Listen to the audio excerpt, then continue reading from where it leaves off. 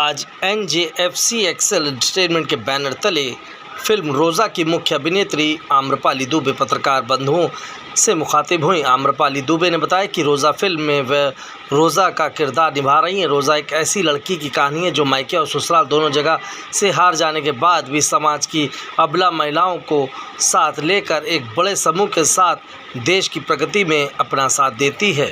ये फिल्म आज की अबला महिलाओं के संघर्ष को प्रदर्शित करती है, जिसमें मुख्य उद्देश्य महिलाओं को मजबूर नहीं मजबूत बनाने का है। ये फिल्म समाज की कमज़ोर महिलाओं को प्रेरणा देती है। अगर अच्छे इरादे मजबूत हों तो सफलता बिल्कुल मिलेगी। कार्यक्रम में मुख्य तौर से फिल्म निर्माता अमित प्रताप सिंह, निर्देशक इश्तियाक शेख, बंटी, अभिनेत्री Jyoti Mishra, project head Himanshu Pandey, VP Singh, Abhishek Pandey, Mohit Shukla आदि लोग उपस्थित रहे।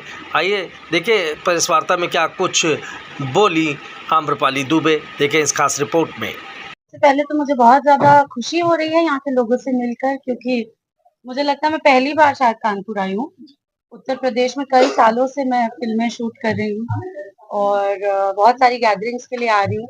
आई थिंक बचपन में एक बार किसी शादी में आई थी कानपुर, उसके बाद अब आ रही हूँ सीधा कई सालों बाद। तो एयरपोर्ट से लेकर यहाँ तक जितने भी लोग मिले सबने बहुत प्यार, बहुत सम्मान दिया। बहुत खुशी हुई यहाँ पे आके। और सोशल मीडिया पे मेरे सारे दोस्त हमेशा मुझे लिखते रहते हैं कि मैम कभी कानपुर आइए, कानपुर आइए। तो आई थिंक जितने लोग मिले उन्होंने बहुत प्यार दिया। I am very overwhelmed. Thank you. आने वाली फिल्म जो है आपकी, उसमें दर्शकों के लिए क्या कुछ खास है, कुछ बताइए। जी हम अभी जिस फिल्म के बारे में यहाँ पे बात करने आए हैं, उस फिल्म का नाम है रोज़ा, जिसका डायरेक्शन किया है हमारे इश्तियाक शेख बंटी जी ने, जो यहाँ पर हैं हमारे बीच। और I think this is a story जो हम सब चाहते थे कि लोगों तक पहुंचाए। इसे हमने बहुत शिद्दत से और बहुत दिल से बनाया है।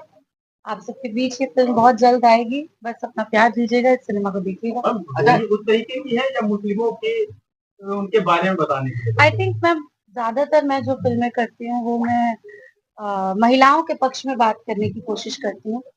और इस बात से हम बिल्कुल भी मुकर नहीं सकते कि हमारे देश में एक बहुत बड़ा वर्ग मुसलमान महिलाओं का भी है जो आज सेलिब्रेट कर रही हैं। तो उन्हीं की कहानी, उन्हीं में से एक लड़की रोज़ा की कहानी आप सबके बीच लेकर आ रहे हैं हम।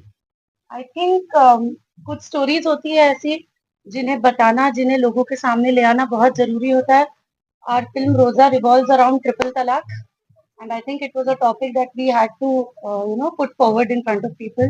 बहुत सारी ऐसी बातें होती हैं जो हमें पता भी नहीं होती है डिटेल्स। कई सारे हमारे देश में कई वर्ग के लोग रहते हैं जिन्हें बाकी लोगों के साथ क्या हो रहा है उसकी पूरी तरह से जानकारी नहीं होती।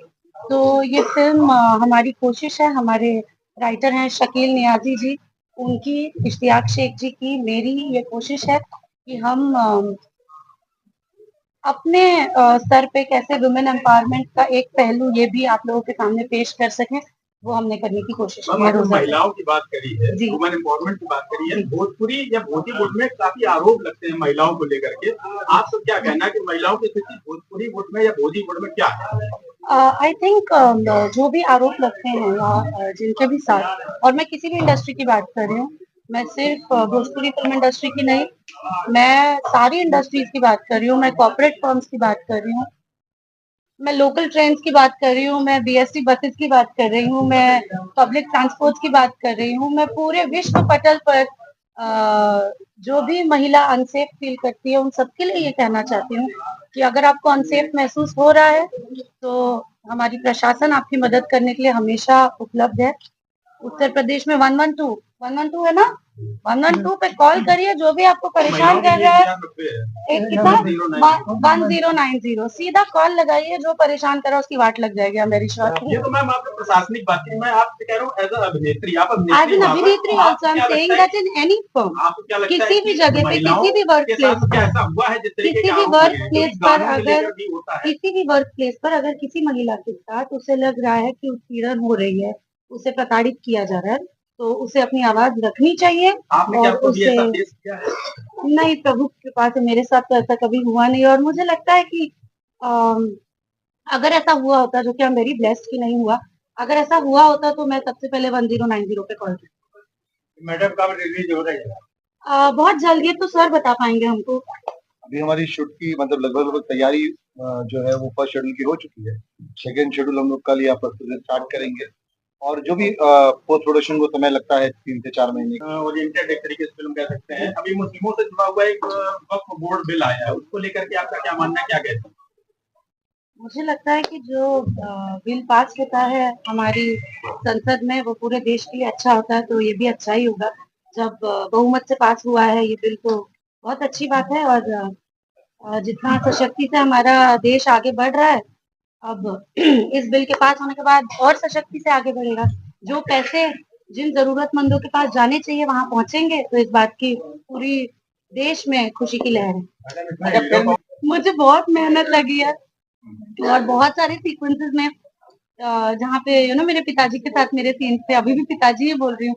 तो जब हम शूट कर रहे थे तो मेरे मुंह से बार बार पिताजी पिताजी निकल जाता था, तो मुझे याद आता था नहीं नहीं अब्बा बोलना है इनको। तो वैसे ही यही बेसिक चैलेंजेस थे और ज्यादा नहीं। लेकिन आई थिंक बहुत ही यूनिक स्टोरी है। मुझे लगता है कि लोगों को देखकर बहुत अच्छा लगेगा। आम बोलचाल में बोली जाने वाली हिंदी का भी प्रयोग हुआ है, अवधि भी कुछ कुछ जगहों पर यूज की गई है। But this film will be release as a Bhojpuri film, और मुझे लगता है देश में जिस भी कोने से लोग देखेंगे उन्हें फिल्म समझ में आएगी। मैम, आपने प्रमोशन के लिए कानपुर को ही क्यों चुना और क्या कुछ खास है कानपुर में, और कानपुर के लिए क्या संदेश देना चाहिए? कानपुर तो मुझे आप ही सब लोग ले आए खींचकर, और हमारी जो फिल्म है ये NJFC